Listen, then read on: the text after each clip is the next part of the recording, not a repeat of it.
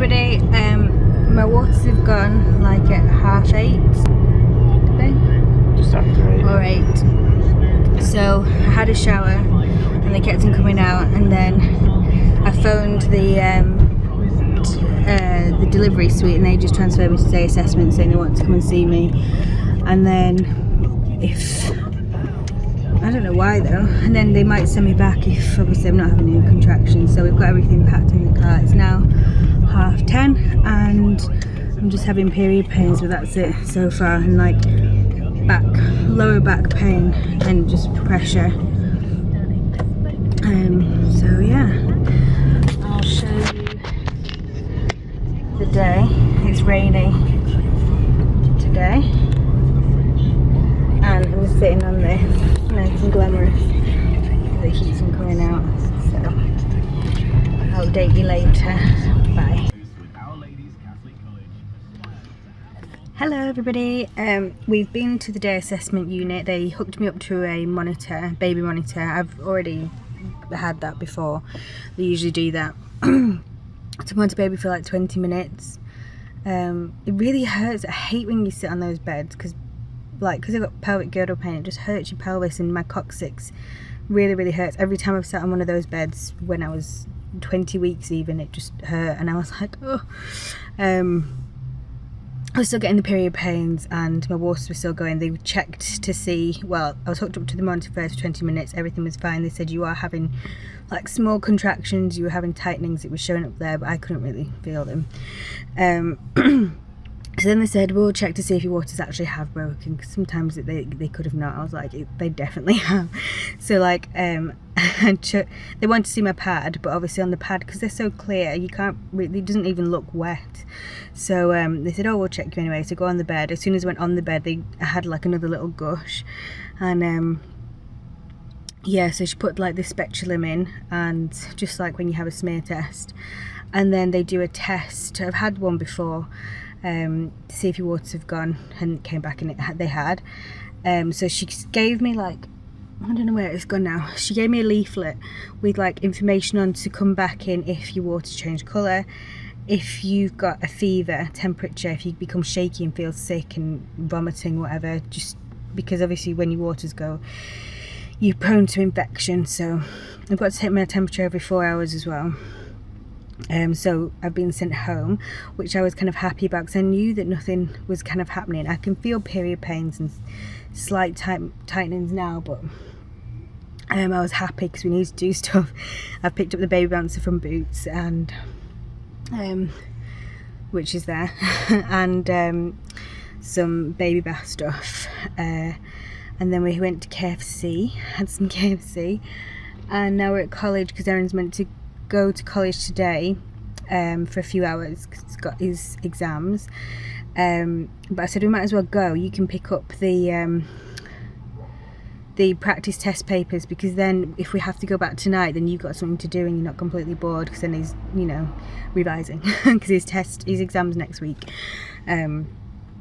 So yeah, so that's what he's doing now. I'm probably going to go back home and have a rest because I feel shattered. It's weird. I feel like my body's preparing for it to happen now, because it's like, right, you're tired, have a rest, because I feel like I'm going to be up all night. Okay, so I can't remember what the last thing I said was, but basically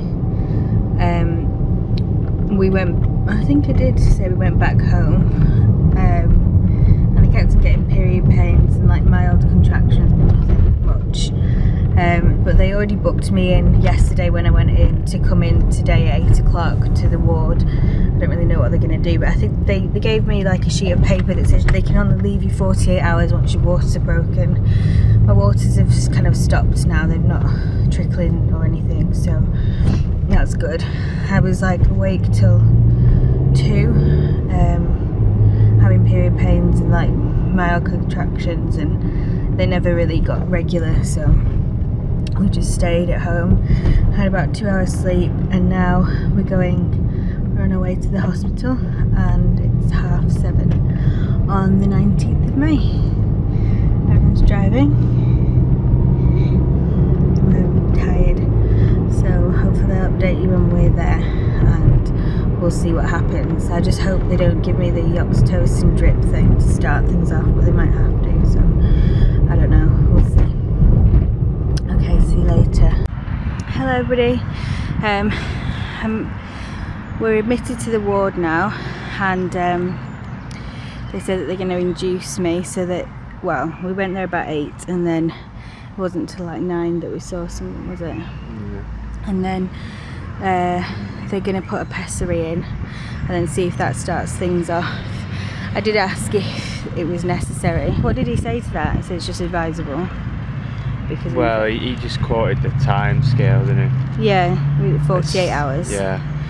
So I just thought, might as well do it. Because my waters, it's not as if I'm being induced and I haven't had any symptoms. I'm still got contractions and still got period pains. So it's now nearly 11:10, and she's just said come back in 40 minutes, so which would probably be like an hour and a half in their time.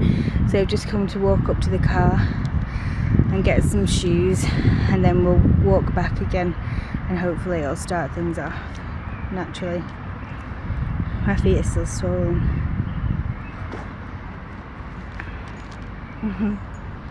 So we're just in the park now. Right, update you later. Bye. They look fantastic. Okay. I'm being hooked up to the baby monitor, so we're just monitoring the heartbeat and contractions for half an hour. Just had lunch, chicken curry and the rice pudding that Erin's finishing off. It's nice, but I'm too full. It's really nice. It's good. Got all our bags, got loads.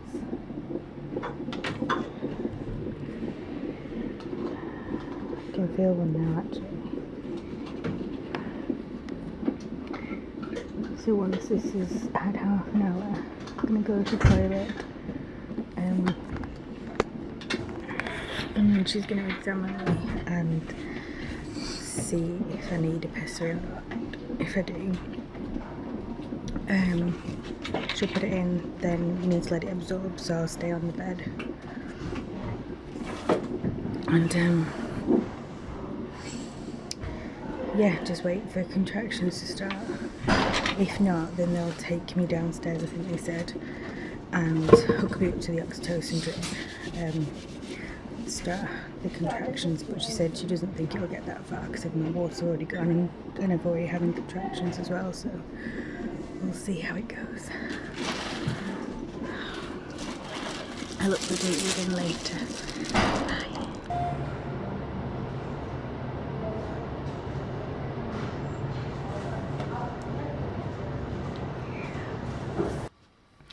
Hello everybody, so you've just watched the last clip of when I was in labour, so I'm going to carry on with the story now. Unfortunately I didn't film any the rest of it because it was just so chaotic. I've got Athena down here, so I'll show you her later. She's trying to sleep-ish, which I don't think she is. But yeah, so I'm going to set my timer because this is going to go on for so long a bit. I hope it doesn't. Okay. So my contractions started after that pessary about 4 or 5 p.m. The midwife checked me and I was 2 to 3 centimetres dilated. She said that's fine, you can go downstairs to the delivery when we've got room. It'll probably be after handover now because it was late, well not late at night, but it was in the evening. So I had a small tea.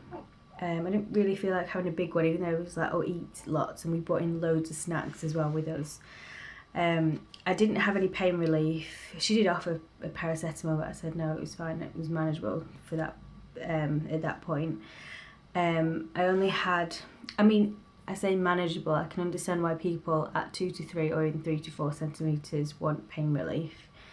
I think because they're like really bad period pains, and I've always had quite strong period pain, so I think I was kind of used to it, if that makes sense. So the pain increased.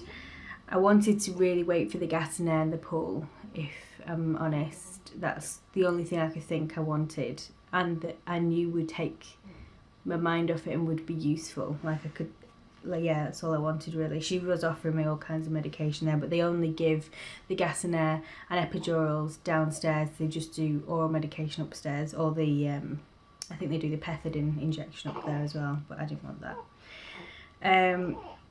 So the senior house officer came up. This is when I was in quite a lot of pain actually. For the pain, I usually researched hypnobirthing before, and I did some of the mindfulness, because I did that a few months ago before I was pregnant, and I used some of the breathing techniques. I also went to Aquanator, and that helped a lot. But I found that putting in some headphones and listening to something that I'd run to at the gym, or used to run to at the gym, so some of the songs, and I just kind of like breathe through them, because with a contraction it starts off, you can feel it, so you're like, oh, I'm getting a contraction, and then it goes to the very, very highest peak where it's painful. Then it, as soon as it's reached there, stays there for a little bit, and then it comes down again. I remember at Aquanatal, that's what she always told us to do. She said, here it is, coming, it's starting. And then we had to like kick and run and stuff and twirl around in a circle and like practice our contractions. So I knew that that was going to be it. However, I know that some people have back-to-back contractions and don't have a rest at all. And to be honest, when it was getting to that stage, about 11 p.m. at night, and it was getting closer together, or because I used to kind of time them, and they were 5 minutes apart, 2 minutes apart, but then all of a sudden they started to come like, I had a contraction, then another contraction, then a bit of a break, then another contraction. It was getting a bit more like I couldn't predict when they were, or the rest wasn't a full rest. And also you have to really concentrate through them. Like I found if I was speaking to Erin about something, or I said, can you move this there?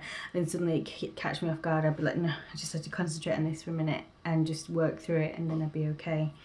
So anyway, it was starting to get a bit, you know, I was wanting to go down. I kind of felt like I wanted to push.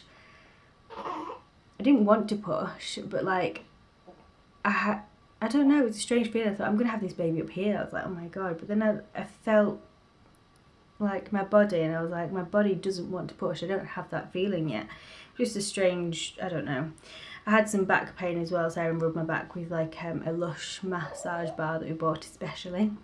That was nice, but he couldn't touch me when I had a contraction. That was nice, like when I wasn't having a contraction, they told him to stop when a contraction was coming. So the SHO, senior house officer, came up to cannulate me. That's what they give to everyone if they want anything, and if there's any emergencies or anything, they need a site. So in fact I've done this video like 3 or 4 times, and every time they tried in this hand, and you can even see the mark, it's there. And then they did, eventually he got it in this hand. In fact, you can't even see the mark for this one. I think it was here. So he tried in this one, it really hurt, and I was like, at this point I was in so much pain, I was like, oh. And then for this one, I decided not to look. I was just like this, and I was just trying to like breathe through my contractions. I was like, and like clenching my teeth probably. And then it hurt, but then I looked at it. And well, no, I think I looked at Erin's face, and he was like in shock. He was like, oh my God. So I looked down at my hand, it was covered in blood, all of it. It was dripping on the floor.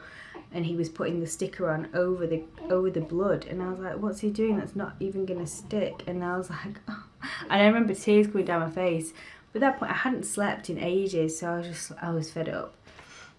So he went off, and then Erin came, and he just like mopped it up the best he could, because there's nothing you could do. I didn't want it to fall out and have him do it again.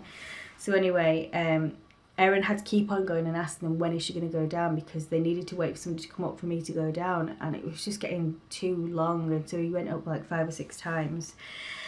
Anyway, eventually they came up, and I was like, I need a wheelchair. So they brought a wheelchair, and I carried some of my stuff, I think, on here, and I said, can I have the pool? And she said, well, because you've gone so far now, we wouldn't recommend it because you are prone to infection. I said, that's great. I said, right, I'll have an epidural then. We'd already Erin and I said to Erin, when like an hour or 2 hours before, I said, if I can't have the pool, I'm definitely going to have an epidural.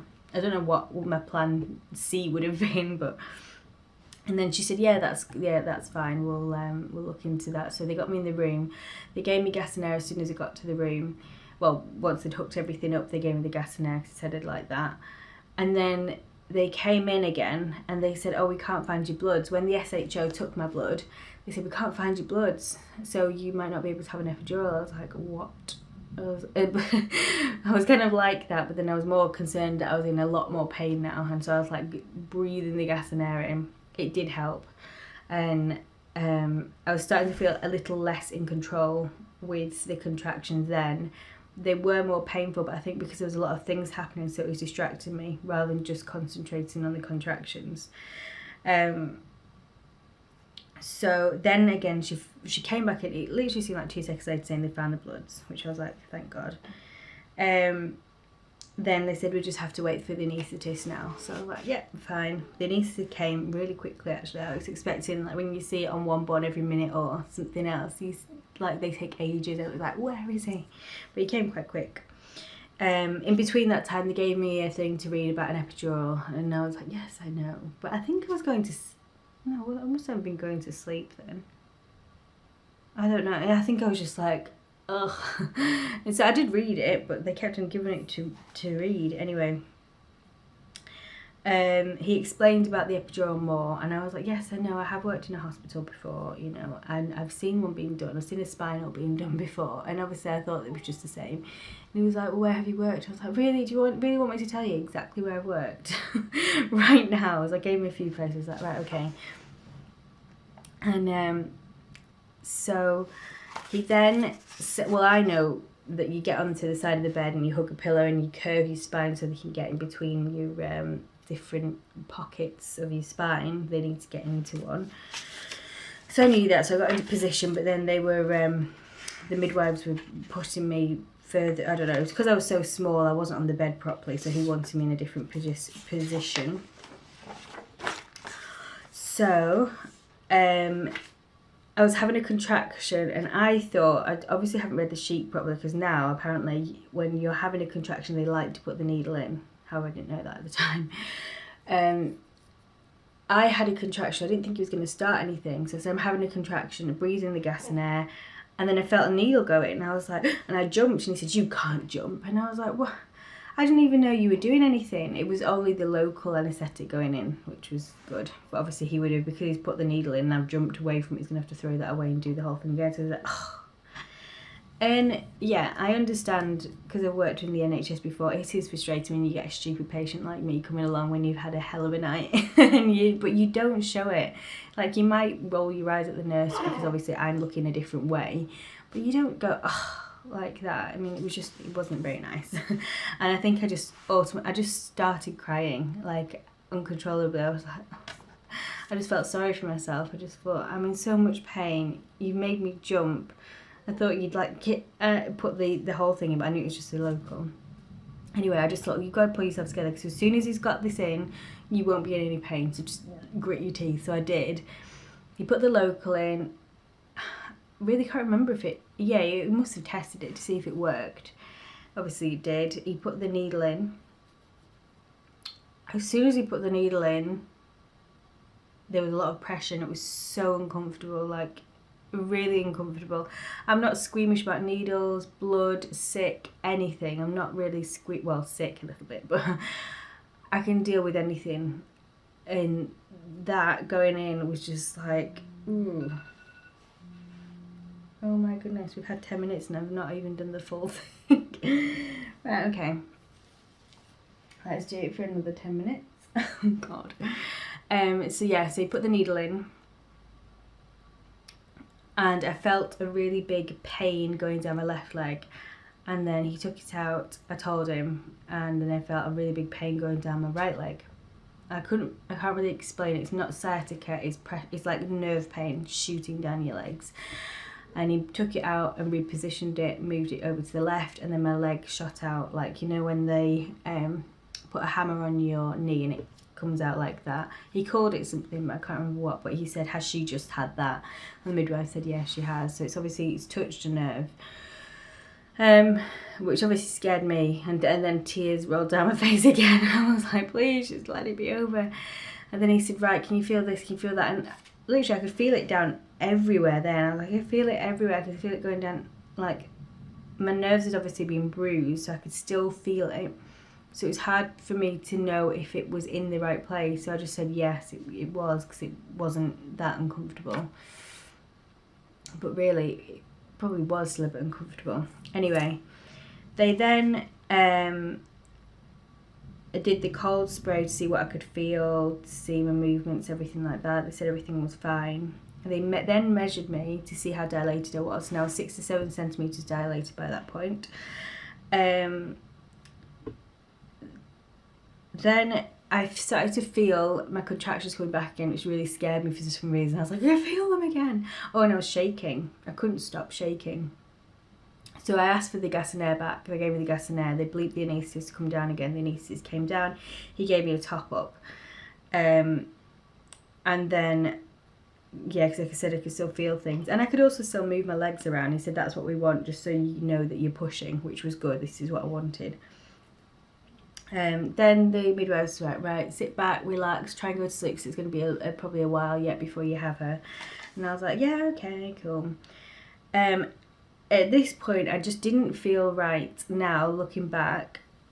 I was shaking a lot, but they say you can do that, you shake during labour, so I just thought that was kind of normal. But I couldn't stop shaking for some reason. I was I hot? No, I was really cold, and I just wanted socks on, and I was so cold. And then I was shaking like uncontrollably. I remember the midwife like glanced at me and she was like, come on, just calm down, just relax, everything's fine now, you're not in any pain, are you? And I was like, no. And then I couldn't help it. Anyway, a bee flew in. It's on my notes. Really doesn't matter, but everybody was like going. I was like, God, I tried to all my problems. Like, there's a bee in the room, by the way. And they were like, oh my God, because one of the midwives was allergic to bee stings, so that was a whole palaver. Anyway, my temperature started to go up. My blood pressure was already a bit raised when I went down. It didn't come down, because I remember saying my normal blood pressure is like at least 120 over 40 or something, and it was going up to 170. I think it was like 190 at one point.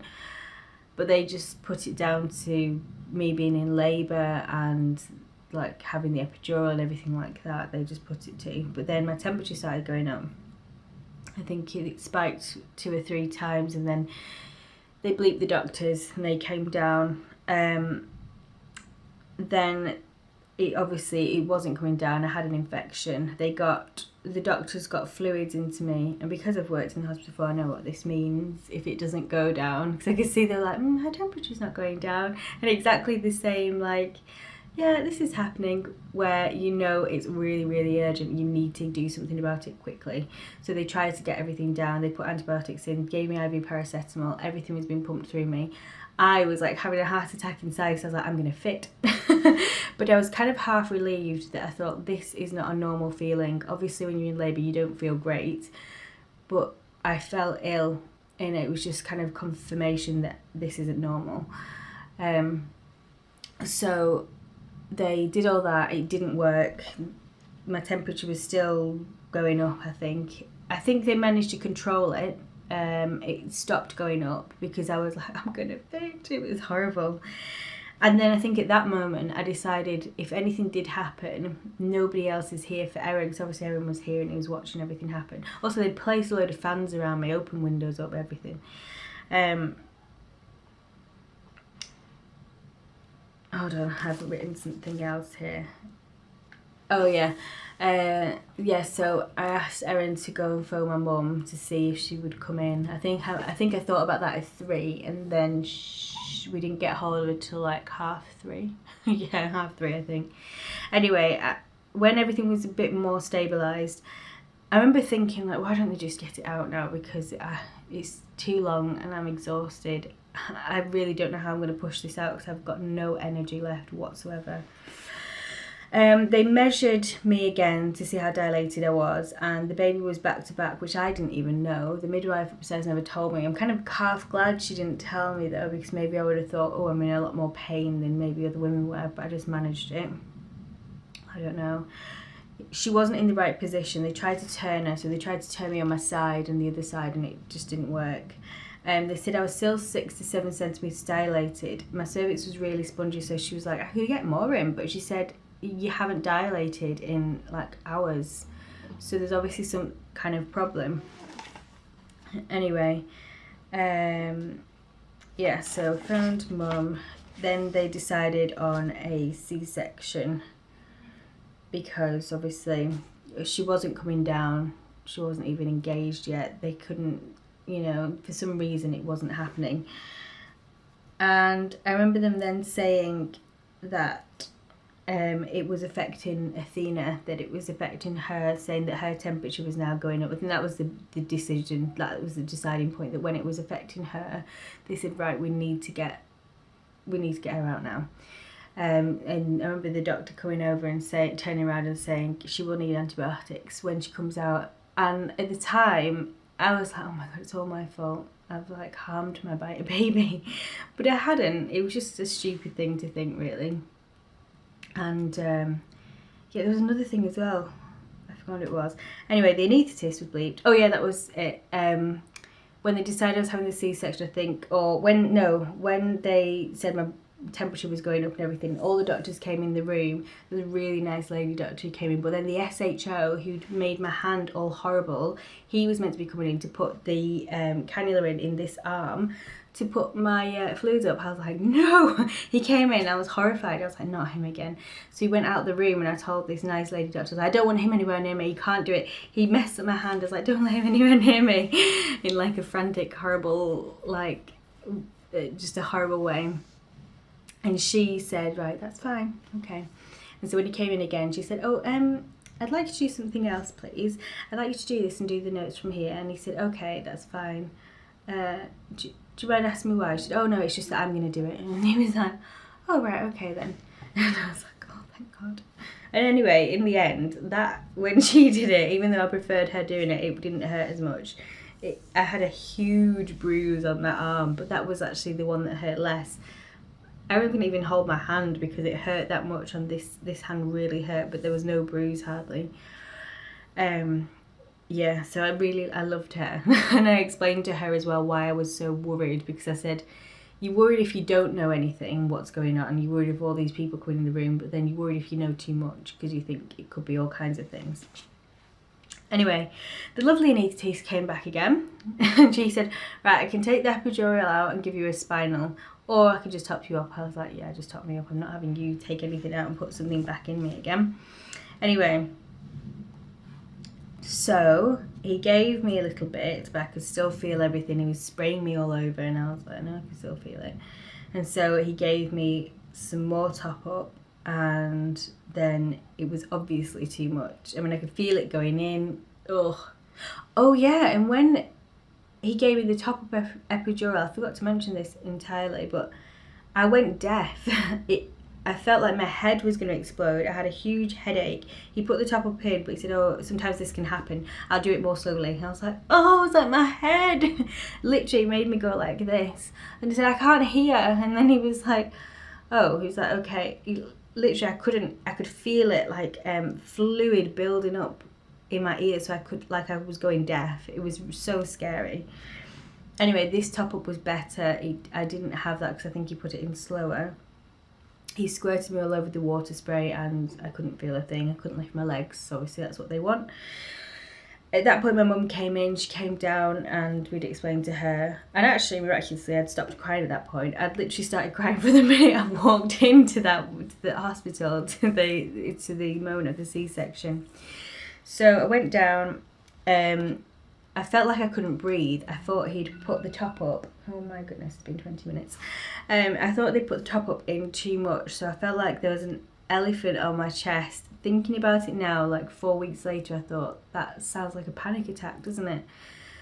But I felt like I could feel the epidural coming up to like my neck, and I was like, I can't breathe. And then he looked at my sats and he said, no, you can. Your oxygen levels are fine. I'll put you some oxygen on if you want. So he did. And I think I settled down, and he said, look, you're hyperventilating. Do you want me to give you something to calm you down? I was like, well, that'll make me out of it. He said, well, yeah, it will, but I really think you need it. And I was like, oh, okay. But I was like, hyperventilating? I'm not hyperventilating. I was like literally shaking. And he gave me some morphine, or Oromorph, I think, and that completely knocked me out. I remember thinking all kinds of ridiculous things and really trying hard not to say them. Like I thought, I really felt like I was on holiday. I was at school. I was loads of different places. Erin was there, he was holding my hand, and I was like completely out of it. I remember they got her out, and I remember her crying, and I cried, and then they put her on me, and she immediately stopped crying when she was on me, and I just thought, like, yay, it's happened. But I didn't have that overwhelmed feeling of like, oh, my baby. And then as soon as she was on me, I couldn't hold her. I then realised I had no control of my fingers. I couldn't do this, I couldn't do that with my wrists or anything. I could barely even lift my arms. I could literally, I think she was here. And I was like, Erin, you have to take it because I can't hold her. I couldn't feel her or anything. I wanted to touch her face or stroke her face or something. I couldn't do that. As soon as he held her, I just went to sleep, basically. Oh yeah, after they gave me the Oromorph, I felt really sick. I was like, I'm going to be sick. So they gave me an antiemetic. I think it was IV cyclozine. Yeah, so then we went to recovery after all of that. That was quite horrific. And when I went to recovery, Erin and Athena went to get her antibiotics, so they had to cannulate her. They gave her a sugary dummy, which is like a bit of sugary syrup on a dummy, and that basically knocks them out so they can have the little baby cannula put in. And then they gave her the IV antibiotics there, and then they weighed her and did everything like that. And then I think they went straight back to the room, more or less at the same time I did, but I was in recovery for like 20 minutes. So when I was there, I was like, I need some water, please can I have some water? She said, yeah, sure. So she gave me the plastic cup. I couldn't hold it. She had to put my fingers around the cup. And I was like, oh my God. She was like, you can, of course you can hold a cup. And I was like, no, I can't. I said, I can't move my fingers. So she looked a bit concerned. And then she was like, oh, Athena. And then she said, right, okay. So she went to speak to someone. They'd agreed they'd given me too much because I couldn't do anything. So I went back to the room that my mum was in, and Erin was there, I think. Or did I come to the room first, then Athena and Erin came back? Anyway, they said to do the skin to skin. This is all a massive blur to me. They did the skin to skin. She was £6.30 when she was born. She was born at 5. Oh my goodness, I thought I'd always remember this and I've forgotten already. Nearly 6 a.m. in the morning, I think. She was, oh no, maybe it wasn't. No, it was nearly 5 a.m. 5 or 6 in the morning. On the 20th of May, 2016. So, yeah, so they were there and they gave her the skin to skin. I breastfed her, or gave her the colostrum. But my mum had to help me because I couldn't move my fingers. I couldn't even feel her latching on. Like, you know, there's like, they say, oh, it hurts at first and then it's okay. I was completely numb. From about here downwards, completely numb. I couldn't feel her latching on. I couldn't do anything. So my mum had to kind of help me and I was just like on the bed. Oh, they'd also give me a catheter. So I was actually kind of pleased about that. So I wasn't constantly up and down like all pregnancy. Then my mum said, Erin, you can go home because you'll need a sleep. And I was like, a sleep? Why? Because I was thinking like he's already had a sleep. And I thought, God, no, he hasn't, because we've been up all night. And I've been up for like the past 2 or 3 nights and hadn't slept. But then, yeah, Erin hadn't slept at all. So he went back about 8 o'clock or something. I think he went home. She said, you have a sleep and come in for when the visiting times are, I think 12 or something. So she stayed with me, went back up to the ward. I was so swollen, and apparently that can be to do with the epidural. You can get a lot of fluid retention. So I had my antibiotics up running through me because we had gone septic, so both of us needed the antibiotics. I had my antibiotics up, I had my IV paracetamol, I had my fluids still going in. I had some compression things that kept on blowing up and down. They were like zoom, zoom. I can't remember them being put in. I couldn't even keep my eyes open because I think it was mainly due to the morphine or the epidural, I don't know what. I felt sick throughout the day. I couldn't really eat much because I just felt sick. Like twice in that day, I actually thought I was going to be sick, but I managed not to. If I was a sickly person, I think I probably would have been, but yeah, it wasn't very good. So I had IV cyclozine as well to stop me from feeling sick, which was nice. And yeah, that was it. So it was it wasn't that great. However, I'm so glad that we were there because, oh yeah, the doctor, this is the main thing really, the doctor said when she was there and giving me the C-section that actually I would have never been able to deliver her naturally because she was in the wrong position. She wasn't even engaged. That was why obviously I hadn't dilated more. She she said she was basically stuck and I wouldn't have been able to give birth to her naturally. So I was like, thank God. However, I do think they left me too long when I was in labour, but you couldn't have predicted. Well, yeah, I guess it could have been avoided maybe if they did. I don't know, because she was in a funny position, she would have never been able to come out naturally, but then again, you would have had to scan me, and maybe the infection could have been avoided, I don't know. But I was basically in hospital for a week afterwards because she had to have her antibiotics intravenously. I could go on to oral antibiotics after 2 days, I think. I had my catheter taken out, that was fine. I recovered quite well afterwards. Yeah, it was actually quite nice, so that was good. But it wasn't a nice time being in there, like you just want to be home, and it wasn't very nice at all. And actually this is the first time I've tried to record this video 3 times, and it's the first time I've actually not cried thinking about it because I don't know why, it's emotional. But yeah, I'm here, I'm in one piece, and if you're listening to this story and you're pregnant, this is not going to happen to you. It won't. Also, I've been back to see the anethetist because I did have pains from my epidural, like you could still feel nerve pains, like as if he was doing it again. And they said that this literally happens 1 in like a million people or something. And I was like, oh, so I'm just that one, am I? So yeah, she breastfed quite well for a few days, but then she got really dehydrated. My milk didn't come in till like 5 days later. I'm gonna have to make a different video about this because it was a challenge. I think it was all down to the C-section though, and I didn't have the skin to skin straight away. So I mean, some people will be fine with it, but I believe that I didn't have enough milk that came in, so she got really dehydrated, and so we had to give her a top up. Well, didn't have to. She said you can carry on offering her your breast, but she had dry lips, and I just thought, no, I don't care, just give her the formula. She needed something to hydrate her. She was like a prune. So yeah, so I'm going to end the video there, and I'll show you Athena, and if you want me to ask any questions, then I'll answer them. So I hope you enjoyed that, and I'll just show you Athena, who's sleeping in her little basket thing. She's now a lot bigger than when she was born. Don't wake the sleeping baby. Ah.